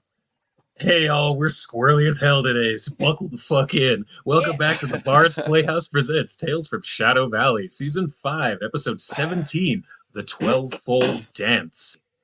Last time, Lux Et Umbra kicked open the doors. Within the inner chamber to the Temple of the 12 stood the head of a Devourer cult scouting mission. Spell at the ready, Zavid summoned forth a titanic skeleton, deceiving the leader Avissa into calling the Urgathoans traitors. The message was sent to the enemy hive mind, sowing potential discord amongst the cult. Knowing they had to act fast before the psychic creature known as Skitrix raised the alarm, the freed Lashunta Ralkawi ran in and suppressed the psychic field, harming and debilitating her former allies. The brains of the outfit, a powerfully psychic but physically weak goblinoid named Skitrix, cast a spell of confusion upon Lux Et Umbra as it took refuge behind its meat shield. The tumor-born brute carrier swung its repulsive, pustulant fists wildly, stupidly meat-quaking more of its own allies than foes. During the fray, Reese snuck invisibly across the chamber and used what little magic he had left to reach into the mind of Skitrix and steal her knowledge. The battle slowed around him as Reese had a vision, a memory of the past. Though it took great mental fortitude, many resources, and a lot of luck, Reese was able to piece together the story of how the goddess of information, Cassandra Lee, became corrupted. Nyarlathotep had worked with the original Skitrix to craft the Dread Virus, a mentally infesting computer language written in maddening, unknowable code. As quickly as the memories came to Reese, they faded, yet the knowledge stayed. Zavid's spells seemed to have little effect, much to his frustration, though his Titan truly brought the pain. With a deep breath of concentration, Danny pinpoint sniped Skitrix with a force cage spell, separating her from her bodyguard. Flying in on membranous wing, Khan barrel rolled through the Titan's ribcage and landed on the balcony with Avissa. But who but Khan Rizzolo would dare to bring a broken spear to a minigun fight? Though she was riddled with maddening, whispering bullets, Khan's blade eventually found its way through the back and chest of Avissa. The underlings lying in pools of their own charred blood, the tumor-born brute a quivering mass on the ground, and Avissa's gaping chest wound and trapped Skitrix. Acting quickly, Zavid lit a torch to extend the shadow of Skitrix, absorbing it unceremoniously into his staff memento mori. Fully powered up, the artifact revealed a memory to the Umbromancer. Urgathoa aiding Jurael, rider of war, in the murder of Eshtabai, first god of death, upon the field of battle during the last conjunction.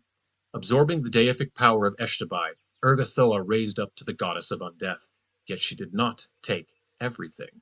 The lowly ghoul Cabriri himself took a small shadow of power before hiding for millennia. Back in the temple inner sanctum, Khan surgically removed Skitrix's broadcast organ and crafted a Faraday cage to ensure the hive mind will not learn what happened. Zavid and Khan hacked in one last message to be sent to the entire cult. The weapon is on Outturn the Stranger. All precious leads were lies. Essentially, sending their foes on a stellar goose chase. Upon the wall was a fresco of an elf woman before a scale, the symbol of Pharasma and a skull upon it. Zavid quickly and insightfully deduced that in the previous universe, Pharasma and Eshtabai were one and the same, a primordial goddess known as the Watcher. She was cleaved in two, but for what purpose is yet unknown. In the high tower, Khan found a humming purple crystal which Reese recognized from the runes he'd translated earlier. Amethyst, hum, harmonize. All of Khan's recently acquired gizmos began to go off, indicating they were all pieces of the same machine. The telescope sticking out the side of the mountain was fixed in place. It did not take Reese and Zavid long to see it was locked upon the pole star. Khan inserted the ceramite lens and humming crystal into the telescope's array, only showing a pale blue ring around the star. Danny realized she had the sheet music to activate the technology, so she began to sing. Immediately the eyepiece lit up. A beautiful, perfect circle of 12 stars began to dance with their orbiting planets about them. 11 planets were awash in beams of gamma radiation, yet one orbits free. Reese suddenly realized this constellation is not light years away, it is within their own solar system.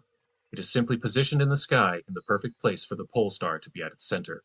The enemies must not know of this, so Lux Et Umbra has decided to lay low until the cultists leave Castrovel. But this secret cannot stay hidden for long. Welcome back to the Bard's Playhouse Presents Tales from Shadow Valley, Season 5, Episode 18, Dr. Farah Samatrix. Last time, Lux Et Umbra decided to lay low. A false message had been sent to the Skitrix hive mind via a captured Synapse drone. The faithful of Urgathoa are traitors. The weapon is on Aukturn the Stranger. As Danny and Corino cooked up some barbecue, Zavid gave out some healing magics and began to remove the riddle of bullets inside of Khan's body. Her godlike powers continued to grow as Khan's command of flesh began to expel the bullets without any aid. This gave Zavid an idea. Perhaps Khan could exert her will upon the flesh of Ralkawi, the former Devourer cultist, to help with the scar on her forehead. Once the unholy symbol of Rovagug, Ralkawi requested the symbol of Lux Et Umbra, which Khan gleefully sculpted. When asked what she would do now, Penelier the Last Sun Spear offered her oath of vengeance upon the Skitrix Prime if Lux Et Umbra could free her of her bonds.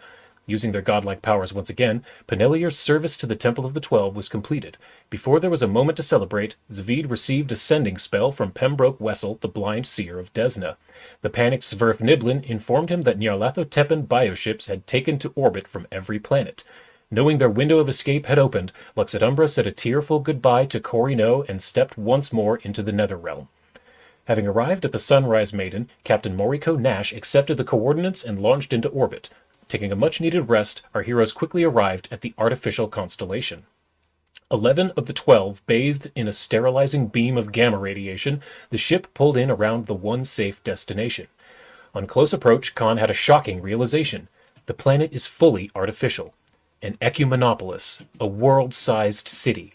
Captain Nash's scans revealed a thin but breathable atmosphere and a small group of about 200 individual life forms. This planet city is otherwise completely devoid of life. Landing amongst the endless debris fields, Zavid created a magical bubble of breathable air for everyone as they disembarked. Using her voice as a civ-tech dowsing rod, Danny began to walk around singing.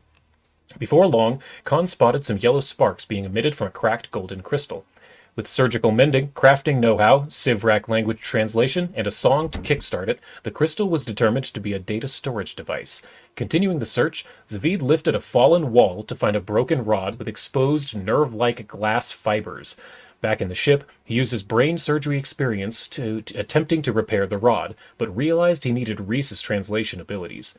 Once repaired, Khan was shocked to realize that this was a control rod for a truly massive nuclear fusion reactor. Parkouring from ruined wall to collapsed roof, Reese stumbled upon a clearly important device, barely sparking with life from Danny's song. With a whirlwind of teamwork, a Civrac datapad was cobbled together from the varied, barely functional, scavenged tech. With a quick tune, the device hummed to life, showing a map of the world and the locations of working Civ tech, 3 of which were on Khan, the other 3 a few kilometers away. Their destination in hand, Lux Et Umbra began to set off until Ralkawi sensed 2 sentient beings with her psychic aura. To help with communication, Zavid cast tongues from a wand in his pack. It was clear the 2 were frightened of Khan, calling her artifact holder. Reese called out to them, taking advantage of their heightened state of fear. Revealing themselves, the tall, lithe, 4-armed reptiloid creatures introduced themselves as Shusk and his life-bound partner, Saressa. Khan quickly noticed these people wore bits of broken Civ tech integrated into their clothing. Shusk with facial piercings made of copper electrical wire, and Saressa earrings of hard drive platters. Trusting the artifact holder and her friends implicitly, Shusk and Saressa agreed to take Lux Et Umbra to their leader, Yurek Sila Godarm. During the long walk, many details started to become clear. These people, the Civ as they call themselves, are the descendants of a species of technologically hyper-advanced people who fell from the peak of their civilization. Their religion, an oral myth retelling of long-forgotten science and history, the last remaining Civ scratch out a living above the barely functioning life support infrastructure of the world city. At the Life Basin, a water-holding tank set above an automated hydroponic farm, Lux Et Umbra met Scylla Godarm, artifact holder. After some formalities, Scylla brought the visitors from the stars down below to the food womb. Failing to produce as much recently, Khan offered to assist in fixing it. Danny recognized a varied mix of leafy mustard greens and broccoli, while Khan tracked down mechanical issues. Frozen CO2 pipes, blocked water intakes, and weak artificial lighting seemed to be the main culprit. However, these issues were tracked to the other two Civ tribes, the Filth Stomach tribe, who live above a water treatment plant, and the Mind River tribe, a meditative caste of oracles who worship an air filtration system. As Khan diagnosed technical problems, Danny stumbled upon a door flush to the wall. Reese's linguistic skills helped crack the code, revealing a small office. Another data crystal was found and popped into a computer console. An elf scientist woman appeared and gave a dry, scientific report about minor system failures. Her being an elf and not a Civ confused Khan nearly as much as her name, Dr. Farah Samatrix, perked up Zavid's ears. The name echoed in his head until he realized this elf was the mortal who would become Pharasma, Lady of Graves. Needing more answers badly, Lux Et Umbra used their god powers to psychically call Pharasma within the boneyard. With a cold, uncaring face, the goddess of the dead greeted the fledgling deity. Much to his confusion, Zavid was greeted specifically and warmly. Pharasma gave the Umbramancer a vision of the distant past. Cabriri stealing the mortal soul from the slain god Eshtabai, hoarding it greedily for millennia. Him who gnaws placed the soul within the body of a fetchling woman who eventually gave birth to Zavid. As Zavid stared, jaw agape, Pharasma at last greeted her other half, the reincarnation of Eshtabai, first god of death. Welcome back to the Bard's Playhouse presents Tales from Shadow Valley, Season 5, Episode 19, The Star Heart.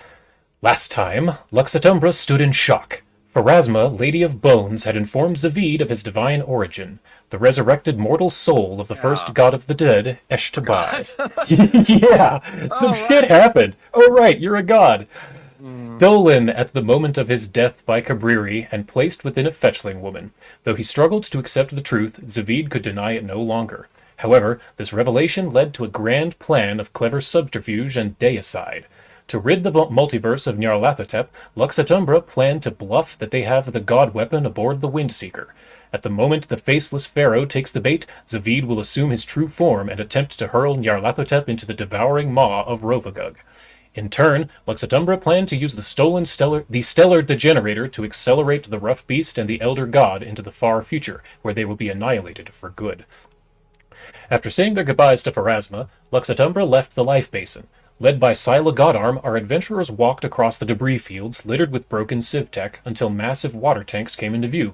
Stopped for but a moment by tall, muscular Civ at the gate, Khan simply showed off that she was indeed a triple artifact holder, and all were let inside. To test the abilities of the tribe's leader, Reese and Khan turned invisible and began to sneak up on him. As Zavid, Danny, and Scylla approached the Urek, he stood tall in the sunlight. His artifact of station beeped twice as he pointed to the hidden sneakers, telling them to come into the light. Thissa Darkdelver introduced himself as the leader of the Filth Stomach tribe, Civ who live above a failing water treatment plant. It did not take long to convince Thissa to accept Lux Et Umbra's offer to evacuate his people to Galarian before the entire planet's infrastructure collapses and the Civ go extinct. However, the Urek knew his people would need convincing and asked the artifact holder to try and fix the failing Filth Stomach. Down below the surface, the corridors quickly warmed. Thissa warned that there was an area that caused burns to the skin, like that of the 12-fold suns in the sky above. Khan whipped out her Geiger counter, which clicked away in the ultraviolet. This explained why the Darkdelver could not see the energy leak, as his artifact only detects infrared radiation. The auto-gnome at her side, Khan set to work repairing the broken water sterilization chamber. During the repairs, Reese found another data crystal containing a report from Dr. Farah Samatrix. A dry scientific analysis of continued failures in the system showed that these issues have been compounding for untold ages. Thissa and Scylla showed Lux Et Umbra the way to the Mind River tribe's home, which lies above a dilapidated air scrubber. A guard, wielding an axe forged from a sharpened, non-functional datapad, opened the door for the artifact holders. Sniffing the air, Zavid noticed a sickly sweetness that Khan was able to determine was nitrous oxide. It was no wonder the Mind River tribe are known as oracles, for the very water they drink and the air they breathe is infused with laughing gas. As such, the Urek was in no position to discuss anything important, so a plan was quickly enacted. Reese distracted the guard by showing off his expansive weapon collection, while the rest of Lux Et Umbra snuck down below. Though the laughing gas severely affected Zavid's mind, he was still cognizant enough to spot the areas Khan needed to repair. With the cracks in the nitrous tank sealed and the frozen pipes thawed, the machines began to whir once more until a grinding noise was heard. Zavid found another data crystal lodged in the teeth of a gear train. Popping it into Khan's datapad, Dr. Farah Samatrix once more appeared and gave a bleaker status report. Suspecting deeper problems in the power systems, Farah began showing signs of frustration with her superior's resistance to enacting her suggested fixes. Back up topside, Reese had made fast friends with the guard by the language of weaponry. Lux Et Umbra introduced themselves to the Mind River tribe's leader, Orath Hollowvoice, a guild civ wearing a working civ-tech water oxygenator. Zavid convinced the leader to open the glass dome, allowing in fresh air and letting out the laughing gas. Though the civ each received massive headaches immediately, it began to subside minutes later. Orath was easily convinced, with an explanation of the coming conjunction, that his people must evacuate the Ecumenopolis, the world city, the only home they have ever known. Welcome back to the Bard's Playhouse Presents Tales from Shadow Valley, Season 5, Episode 20, The Stellar Degenerator. Last time, Lux Et Umbra rested upon a planet of metal. Taking the time to relax for a moment, they had a deep discussion with the leaders of the Civ. Over glasses of finely aged mustard leaf wine, the tribe's leaders fit several more pieces into the puzzle of their culture, technology, and religion. Having hurriedly studied the runes of their ancient language on Castrovel and beyond, Reese was finally able to have a calm conversation with a native speaker of the Civ tongue. Much to his confusion and linguistic interest, Reese noticed a suspicious amount of cognates, goblin, dwarf, elf, and draconic, leading him to the shocking conclusion that Civ is the original language in this universe, the progenitor language from which all current tongues derive. While tinkering with her new Civ-tech artifacts, Khan discovered a long-lost truth. Not only is singing fundamental to the functionality of the ancient technology of the Civrac, singing is as fundamental to their survival as water or air. In a flash, it became clear this is why Dani, Queen of Bards, has been able to so easily bring together the disparate voices of the Civ into one cohesive song. The next morning, the three tribes had gathered at the Pit, an entrance into the planet long held to be forbidden by the Civ due to none being able to breathe within its depths. As the elder began to speak to the gathered tribes, Khan held aloft her three Civ-tech artifacts to prove her authority. Using illusion magics, Dani and Zavid began to weave an image of Galarian's beauty and wonder, vast rolling forests, deep mountain mines, and cities whose buildings scrape the sky. Understanding their world is dying, the Civ all agreed to leave their home, galvanizing Lux Et Umbra's will to save their own planet. Dani began to summon her magics, calling upon the memories of being trapped in a tower to open a 10th rank gate spell to the courtyard of Castle Druma upon Galarian. The 200 refugees took one last look at their Ecumenopolis and walked through to their new home. Shortly thereafter, Clara 247, the android who had stolen the drift rock from the world planet thousands of years ago, finally arrived, landing the control room once more upon the surface. With a whirl of tools, Khan reconnected the long-severed nerve center to its proper place, causing fans, lights, and other gizmos to kick to life all around. Once the drift rock was installed, the vacuum below began to fill with breathable air, allowing Lux Et Umbra to delve down. Deep within the world city, more ancient mysteries revealed themselves. Khan discovered the source of the thin atmosphere. The planet's electrolysis machine was no longer pumping out oxygen into the sky, nor hydrogen deeper down. Knowing she had no time to fix the oxygenator, despite her curiosity, Khan began to pick the lock to the next room while Zavid snooped around. Having found another data crystal in a drawer, Zavid pulled up another log from Dr. Farah Samatrix, the mortal who would become Pharasma. Becoming more desperate to fix her world, Farah began to flesh out the details of the fate of her universe. Deeper within was the outer shell of the planet's nuclear fusion reactor, what the Civ called the Star Heart. As Khan scratched her name into engineering myth, Zavid found yet another log entry from the good doctor. A frazzled Farah Sumatrix appeared in an emergency log explaining how her superiors had finally agreed to evacuate their planet. Though her adventuring party, the Pact Makers, were confident they could leap into the event horizon and kill whatever they find on the other side, Farah had no such confidence. Yet she could not bring herself to say as much to her friends, going willingly with them into death and universal ruin. After a quick plasma fruit snack to get her iron back up, Danny sang the original composition of the Civ song to open up the door to the Starheart's inner shell. Within flowed a river of deuterium, liquid hydrogen used as fuel and reaction control for the core. 2 computer consoles blinked to life as one last log from Dr. Farah Sumatrix began to autoplay, yet she was not alone. All 4 of the Pact Makers had recorded a final message for any who came after, a message in a bottle from one universe to the next. Dr. Farah Sumatrix, Gronith the Bleak Usurum, Ihel Saramar, and his younger brother Academus Saramar began to speak candidly on their plans, their hopes, their doubts, and their resolve to defeat Robodug once and for all. As the log closed, Zavid was hit with a realization like divine lightning. Not only were the Pact Makers the mortals who would become the first gods in the current universe, Lux Et Umbra now knew the true names of these deities: the Watcher, Grotus, Ihis, and Asmodeus. Khan especially recognized her own weapon, the Ilhistir, being wielded by Academus Saramar, the Crimson Dragoon. Knowing the depth of power to having Asmodeus' true name, Zavid made all present swear themselves to extreme secrecy. Not having time to think too deeply about it, Khan suited up. With their combined deific power, Khan was bequeathed haste, lifelink, warp step, a wild-shaped beaver mermaid bottom half, and 10th rank invulnerability as she opened the core to an artificial star. Knowing what needed fixing, Khan wasted no time in making repairs, then making her escape. As she flopped to the floor, still buzzing from the magical gumbo flowing through her veins, Khan could feel the planet powering up. With Khan desperately yelling about the need to leave immediately, Danny quickly teleported all to the bridge of the Sunrise Maiden, Zavid at the helm, Reese barking orders to the gastronauts to lift off. As the ship reached orbit, an all-encompassing beam of gamma radiation sterilized the Ecumenopolis and activated the Gate of the 12.